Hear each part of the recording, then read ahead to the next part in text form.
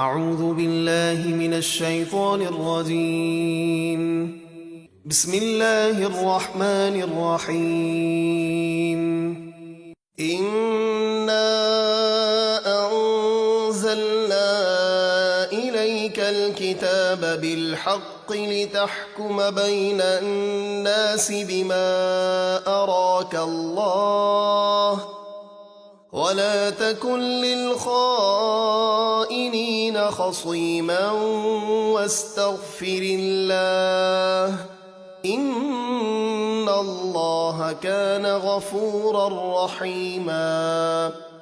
اے محبوب، بے شک ہم نے آپ کی طرف سچی کتاب اتاری تاکہ آپ لوگوں کے درمیان اس طریقے سے فیصلہ فرمائیں جس طرح اللہ نے آپ کو دکھایا، اور خیانت کرنے والوں کی طرف سے نہ جھگڑو، اور اللہ سے بخشش مانگو، بے شک اللہ بہت بخشنے والا نہایت مہربان ہے۔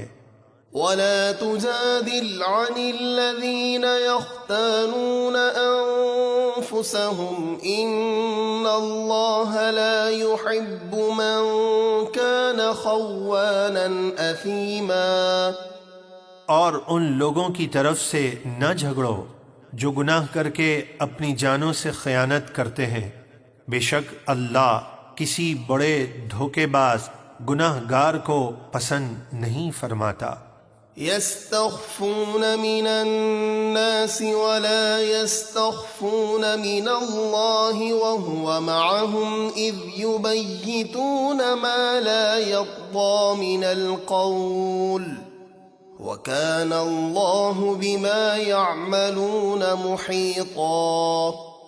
وہ لوگوں سے شرماتے ہیں اور اللہ سے نہیں شرماتے، حالانکہ اللہ اس وقت بھی ان کے پاس ہوتا ہے جب وہ رات کو چھپ کر ایسی بات کا مشورہ کرتے ہیں جو اللہ کو پسند نہیں، اور ان کے سب کاموں کو اللہ کا علم گھیرے ہوئے ہے۔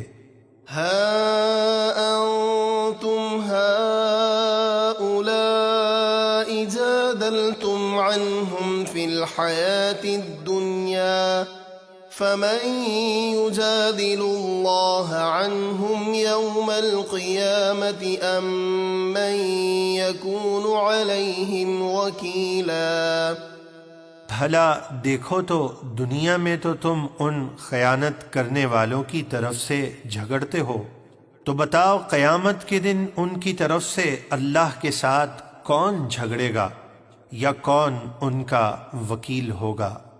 وَمَن يَعْمَلْ سُوءًا أَوْ يَظْلِمْ نَفْسَهُ ثُمَّ يَسْتَغْفِرِ اللَّهَ يَجِدِ اللَّهَ غَفُورًا رَحِيمًا۔ اور جو کوئی برائی کرے یا اپنی جان پر ظلم کرے پھر اللہ سے معافی مانگے تو وہ اللہ کو بہت بخشنے والا نہایت مہربان پائے گا۔ وَمَن يَكْسِبْ إِثْمًا فَإِنَّمَا يَكْسِبُهُ عَلَى نَفْسِهِ وَكَانَ اللَّهُ عَلِيمًا حَكِيمًا۔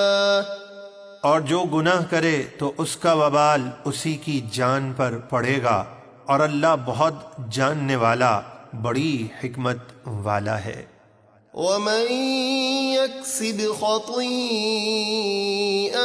أَوْ إِثْمًا ثُمَّ يَرْمِ بِهِ بَرِيئًا فَقَدِ احْتَمَلَ بُهْتَانًا وَإِثْمًا مُبِينًا۔